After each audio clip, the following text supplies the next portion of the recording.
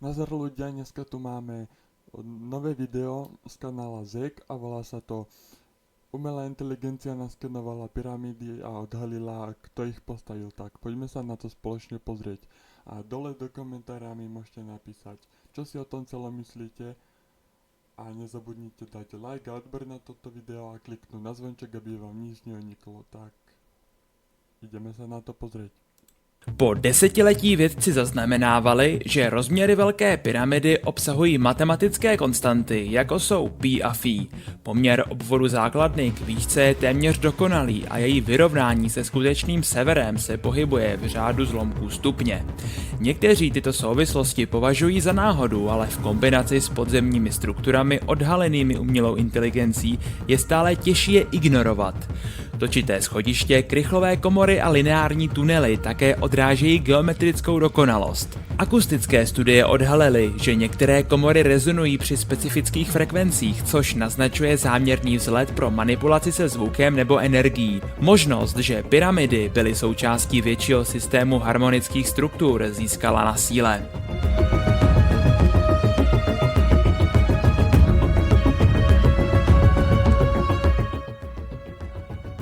Mohly by tyto památky být více než jen hrobkami, možná energetickými zařízeními, astronomickými observatořemi nebo dokonce technologiemi vědomí? Skeny umělé inteligence přidaly novou vrstvu. Astronomické souřadnice nejen nad zemí, ale i pod zemí. Orientace hlubokých komor odpovídá takovým hvězdným vzorům, jaké byly na obloze před 12 000 lety, ne v době Chufua. To naznačuje, že ten, kdo tuto síť postavil, zakódoval mapu oblohy z této epochy.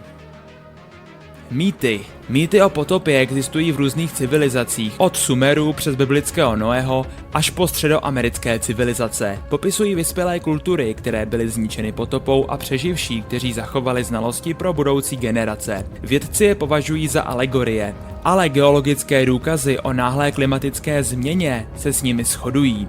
Podzemní komplex v Gíze zapadá do tohoto příběhu. Obrovské krychlové komory 600 metrů pod zemí mohly sloužit jako úložiště chráněná před povodněmi. Točité schodiště a studny svědčí o záměrných přístupových cestách pro přeživší, kteří se vrátili o generace později. Co když pyramidy nikdy neměly sloužit jako hrobky, ale jako značky vedoucí potomky ke skrytým znalostem? Pokud to je pravda, pak mýty nejsou fikcí, ale fragmentární pamětí. Umělá inteligence, která skenuje pyramidy s nezaujatou přesností, možná odhalila důkazy, které potvrzují jejich správnost. Potom, ak by ste niekto mali komentáre, že keď to odhalila AI, že je to vygenerované alebo upravené, nie je. Je veľa dôkazov a faktov, že to vnútri v pyramidách skutočne je, a kdo si myslíte, že to jako vygenerovalo, tak jste na omyle. Pokud se vám video líbí, budu moc rád za like a odběr. Moc tím podpoříte tvorbu kanálu ZEK. Kdo ale byli tito stavitelé a proč jejich znalosti úplně zmizely? Ztracení stavitelé. Rozsah podzemní sítě pod pyramidami naznačuje mnohem více než jen chytré výpočty. Ukazuje na generace nahromaděných znalostí práci kultury, která ovládla geodézii, geometrii a kamenické inženýrství.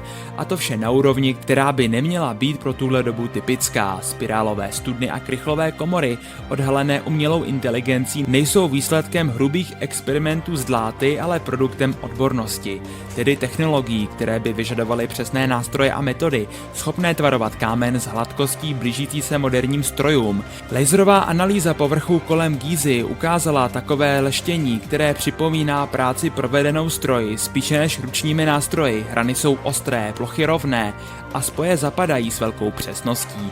Nejedná se o stopy amatérů, kteří zkoušejí své řemeslo, ale o stopy inženýrů, kteří přesně věděli, co dělají.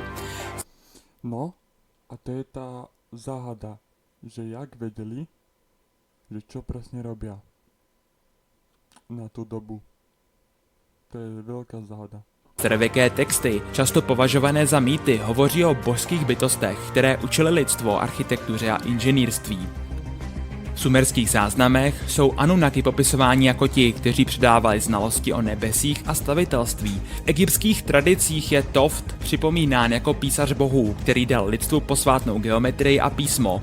Řecké mýty popisují Prometea, který daroval lidem oheň a znalosti, zatímco v Mezoamerice je Quetzalcoatl zobrazován jako civilizátor, který dal lidem matematiku a astronomii. Vědci tyto příběhy interpretují jako alegorie, ale možná představují vzdálenou vzpomínku na skutečné osoby. Nastavitele tak pokročilé, že se pozdějším generacím jevili jako bohové. Moderní výzkum DNA přidává do této skládačky další kousek. Genetické studie odhalují úzká místa v lidské populaci před asi 12 000 lety, přesně v období mladšího Driasu, kdy došlo k náhlé klimatické změně a záplavám. To naznačuje, že velké skupiny byly vyhlazeny nebo se z nich staly roztroušení přeživší.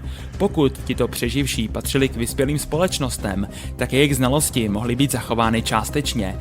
Mohli postavit kamenné úložiště a zanechat po sobě památky, které sloužily jako funkční archivy i jako značky pro ty, kteří přijdou po nich. Pyramidy s podzemními sítěmi by mohly být jedním z takových archivů přežití, zakódovaly by ztracené technologie do samotné architektury. Tato myšlenka není pouhou spekulací, po celém světě nacházíme památky, které se zdají být v rozporu s kulturami, které jsou jim připisovány. Kamenné bloky vážící stovky tun v Baalbeku, precizní zdivo a astronomické uspořádání Gebelky Tepe naznačují, že stavební znalosti existovaly dlouho před dynastickým Egyptem nebo klasickým Řeckem. Ztracení stavitelé nemuseli být omezeni na jednu oblast, ale mohli být součástí globální sítě civilizací, jejíž díla stále stojí. Pokud to přijmeme, pak Gíza není izolovanou anomálií, ale ústředním bodem zapomenuté minulosti lidstva, který nyní znovu oživuje skenování umělou inteligencí. Pokud důkazy poukazují na zapomenuté stavitele, kteří kdysi formovali svět, co to znamená pro nás? Žijeme přece jen v době, kdy technologie opět postupují rychleji, než dokážeme plně pochopit. Budoucnost minulosti. Objevy v Gíze nejsou jen odhalením historie, jsou to varování o cyklech samostatné civilizace. Pokud kdysi vznikly vyspělé společnosti, které ovládly technologie a poté upadly zapomnění, pak dnešní lidstvo není výjimečné. Možná spíše opakujeme známý vzorec, než že bychom se vydávali na novou cestu. Pyramidy, které se tyčí nad zemí a sahají hluboko pod zem, mohou být jako památníky. Připomínky toho, že znalosti mohou povznášet, ale také mizet, že pokrok je křehký, když čelí katastrofě. Umělá inteligence, nástroj, který odhalil podzemní město, představuje nový zlomový bod. Vidí to, co lidské oči nevidí, mapuje pod kameny a pískem a dekoduje vzorce, které jsou příliš složité pro lidi. Zatímco odhaluje tajemství minulosti, vyvolává také otázky o přítomnosti. Objevujeme znovu to, co již dřívější inteligence věděli. No, a to je tiež dobrá otázka na zamyslenie. Mohla by být umělá inteligence moderním odrazem znalostí starověkých inženýrů, probouzení schopností, které byly kdysi ztraceny? Pokud pyramidy kódovaly zprávy nebo systémy uchovávání, pak možná nebyly určeny jen pro svou dobu, ale i pro naší. Jak satelitní skenování pokračuje, další místa nevyhnutelně odhalují svá tajemství. Andy a Mezopotámie a dokonce i ponořené pobřežní šelfy mohou odhalit důkazy o podzemních městech, úložištích a památkách, které jsou v souladu s hvězdnými mapami ze zapomenutých dob. Každý objev bude posouvat hranice archeologie a odhalovat, jak křehké jsou naše dějiny. Instituce popírají nebo odkládají uznání všeho, co ohrožuje jejich autoritu. Data ale mluví jasně. Stroje nemají žádný zájem o zachování tradice. Zaznamenávají to, co najdou. Pravda o pyramidách zpochybňuje více než jen egyptologii, zpochybňuje samotnou koncepci lidské historie jako neustálého pokroku. Místo toho naznačuje cykly vzestupu a pádu civilizace, které dosáhly vrcholu, zhroutily se a zanechali fragmenty pro budoucí generace. Pokud je tomu tak, pak lidstvo stojí na prahu. Můžeme buď opakovat chyby ztracených stavitelů, nebo se z nich poučit. Památky nemusí být hrobkami králů, ale varovnými příběhy civilizací zničených silami, které nemohli ovládat, ať už přírodními nebo vlastní pýchou. Naše přítomnost tak možná není odtržena od naší minulosti. Pokud starověcí stavitelé předvídali kolaps a snažili se zachovat to, co věděli, pak to nejmenší, co můžeme udělat, je naslouchat jejich poselství. A to je reálne dobrý nápad. Že keď je to ozaj tak, že sa snažili predísť, tak aj my by sme mohli nejakým veciam predchádzať, že? Ale dobre. Pyramidy stojí více než 4000 let a jejich účel a původ jsou zahaleny tajemstvím. Jaká další tajemství ještě leží pohřbená pod pískem a čekají, až je stroje odhalí? Tak, to by bolo na dnešné video všetko. Nezabudni dať like a odber na toto video a dole do komentára mi napíš, čo si o tom myslíš a vidíme sa na budúce. Čau.